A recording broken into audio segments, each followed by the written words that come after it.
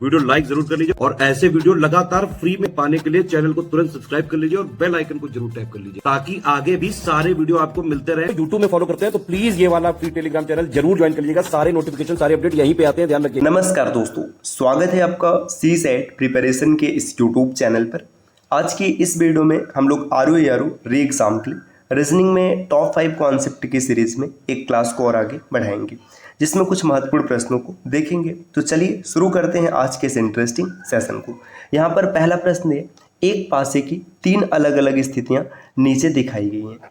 दिए गए चित्र में C के विपरीत क्या होगा, आपको ये बताना है। देखिए यहाँ पर एक पासे की 3 स्थितियां दिखाई गई है, इसमें पूछा गया C के विपरीत क्या होगा।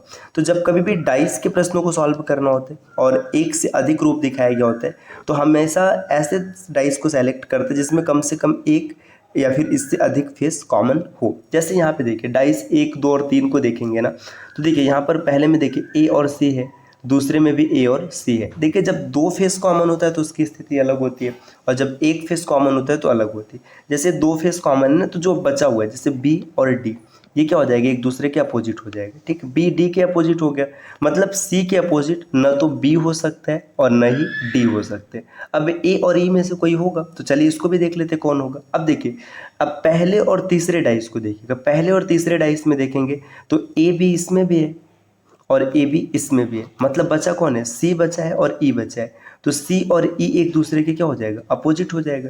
C और E अपोजिट हो जाएगा, C के अपोजिट पूछा है तो E आपका आंसर बन जाएगा। अच्छा, इसमें 2 चीज़ बच रहा है, A और क्या बच रहा है, F बच रहा है। तो A और F एक दूसरे के अपोजिट हो जाएगा। तो देखिए जब कभी भी 2 फेस कॉमन होता है तो उसमें जो बचा हुआ फेस होता है वो एक दूसरे के अपोजिट होता है। और जब कभी भी एक फेस कॉमन होता है, एक फेस कॉमन का मतलब जैसे मान के चलिए यहाँ पर मैं एक डाइस बना दे रहा हूँ, फिर इसके बाद बता रहा हूँ। जैसे मान के चलिए ये एक डाइस बन गया और इसी का दूसरा फेस यहाँ पर प्रस्तुत कर दिया गया। ठीक, मान लीजिए यहाँ पर B लिखा है, C लिखा है और यहाँ पर A लिखा है। ठीक, यहाँ पर A लिखा है, D लिखा है और F लिखा है। देखिए अब इसमें देखेंगे खाली A कॉमन, तो पता है क्या करेंगे, जैसे A को ऐसे लिखेंगे, इसके बाद इसको क्लॉकवाइज या एंटी क्लॉकवाइज रोटेट करेंगे। इसे क्लॉकवाइज जैसे रोटेट कर दिया गया तो A के बाद ये B और यहाँ पर C हो गया, और A के बाद देखिए यहाँ पर D और F हो गया, D और F हो गया। तो C F अपोजिट हो जाएगा, D B अपोजिट हो जाएगा, A के बाद E बच रहा है, ये अपोजिट हो जाएगा। तो जब 2 फेस कॉमन होता है या फिर एक फेस कॉमन होता है, दोनों तरीका आपने सॉल्व करना सीख लिया। अगले स्लाइड पर आते हैं। नेक्स्ट यहाँ पर कोडेड ब्लड रिलेशन का प्रश्न दिया है। तो देखिए कोडेड ब्लड रिलेशन के प्रश्नों को सॉल्व करने का बेसिक तरीका ये कि आपको फैमिली ट्री बनाना पड़ेगा, लेकिन मैं यहाँ पर आपको स्मॉल ट्रिक बता रहा हूँ जिसके सहायता से आप बिना फैमिली ट्री बनाए ही प्रश्नों को सॉल्व कर लेंगे। हाँ, अगर कभी ऐसे ऑप्शन हो जाए जब 2 ऑप्शन फंसाने वाले बन जाए कि दोनों ट्रिक से सेम ही आ रहे हैं, तब आप फैमिली ट्री बना लीजिएगा। लेकिन एग्जाम में ना 90% क्वेश्चन क्या होते हैं इस स्मॉल ट्रिक से बन जाते हैं। देखिए स्मॉल ट्रिक है, आपको फैमिली ट्री बनाने नहीं जाना है, आपको 2 चीज़ चेक करना है, एक जेंडर और दूसरा जनरेशन गैप। इतने में आपका आंसर बन जाएगा। देखिए जेंडर, अब यहाँ पे ऑप्शन देखिए, सबके जेंडर मेल हैं, ये भी मेल है, ये भी मेल है, ये भी मेल है और ये भी मेल है। तो जेंडर चेक करने की कोई आवश्यकता ही नहीं है। अगर ऐसा होता है कि एक आध फीमेल होती तो हम लोग चेक कर लेते। अब जनरेशन गैप की बात करेंगे। देखिए जनरेशन गैप में क्या दिया है, P से U तक आना है। देखिए प्लस है, प्लस का मतलब होता है पिता, तो पिता क्या होता है, एक जनरेशन आगे होता है, तो इसको +1 मान के चलते हैं, एक जनरेशन आगे है। क्रॉस का मतलब है भाई, भाई सेम जनरेशन में होता है तो ये 0 हो जाएगा। जो डिवीजन इसकी मतलब है बहन, तो ये भी 0 हो जाएगा क्योंकि सेम जनरेशन है, ये भी 0 हो जाएगा और ये +1 हो जाएगा। देखो U से अगर आप P तक आएंगे तो यहाँ पे 2 जनरेशन का अंतर आएगा। तो 2 जनरेशन में कौन होता है, देखिए पहला जनरेशन दूसरा जनरेशन, देखिए 2 पीढ़ी का अंतर है। सबसे पहले क्या हो जाएगा, देखिए मान लीजिए यहाँ पर आप है, इसके बाद आपकी पीढ़ी, देखिए एक का पीढ़ी मतलब है पिता हो गया, फिर दूसरे का अंतर आने का मतलब ये दादा हो जाएगा। तो ऑप्शन B को टिक करेंगे और आगे बढ़ेंगे। 2 जनरेशन का गैप मतलब दादा ऑप्शन बनेगा। अगले प्रश्न पर आते हैं। नेक्स्ट यहाँ पर दिया कि यदि हॉस्पिटल का कोड ये है तो आपको बताना है ग्रेजुएट का कोड क्या होगा। बहुत ही आसान है, जब भी कोडिंग डिकोडिंग के प्रश्न मिलेंगे आपका सबसे पहला काम होगा लेटर्स की प्लेस वैल्यू लिखना।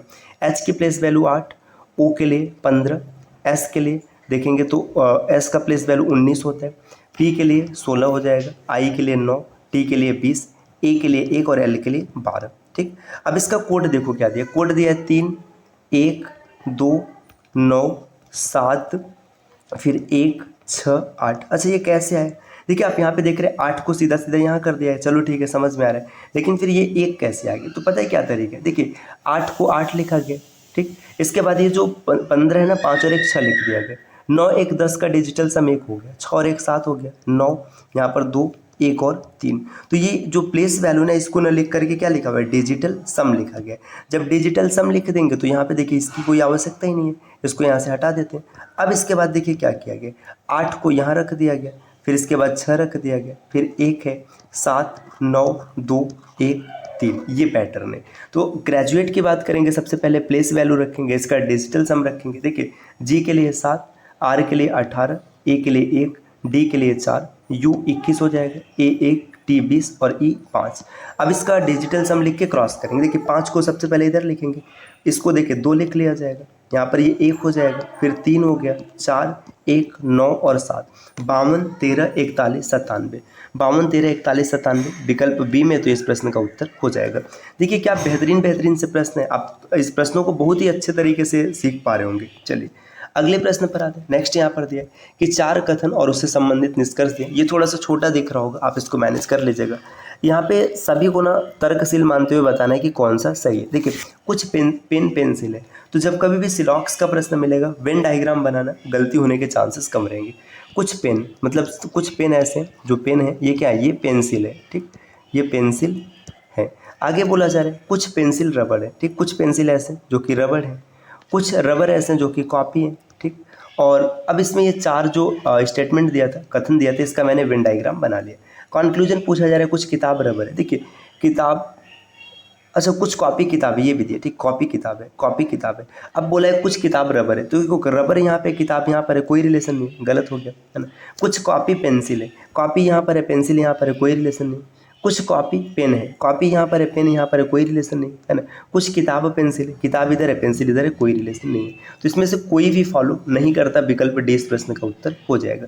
अगर आपको सिलॉक्स नहीं आता है साथियों, तो आप प्लेलिस्ट में जाइएगा और कंप्लीट सिलॉक्स को आप सीख सकते हैं। चलिए अगले प्रश्न पर आते हैं। नेक्स्ट यहाँ पर दिया हुआ है, यहाँ पर ये प्रश्न है, देविका घर से दक्षिण में 50 किलोमीटर गई। देखिए जब कभी भी डायरेक्शन डिस्टेंस का प्रश्न बनाना होगा तो आप डायरेक्शन इस प्रकार से रखेंगे, ये आपका होता है नॉर्थ, ये साउथ, ये ईस्ट और ये वेस्ट, ठीक। देविका का घर मान लीजिए यहाँ पर है, ये क्या करती, साउथ में 50 किलोमीटर गई, ठीक, ये साउथ में 50 किलोमीटर आ गई।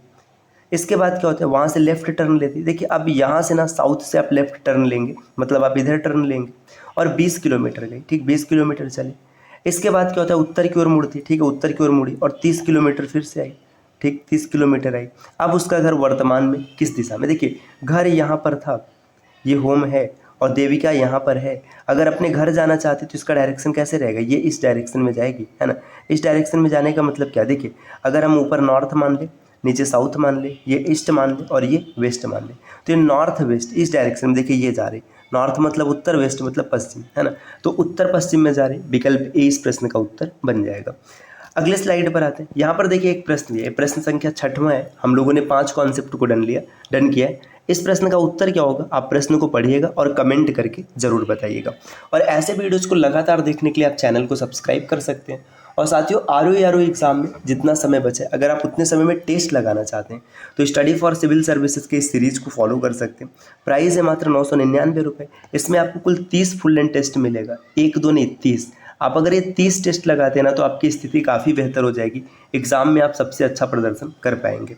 तो इसके अलावा भी और कोर्सेज चल रहे हैं। अगर आप किसी भी प्रकार के कोर्स की जानकारी लेना चाहते हैं तो नीचे स्क्रीन पर जो नंबर दिख रहे हैं, आप इनमें से किसी भी नंबर पर कॉल या फिर व्हाट्सएप करके जानकारी ले सकते हैं।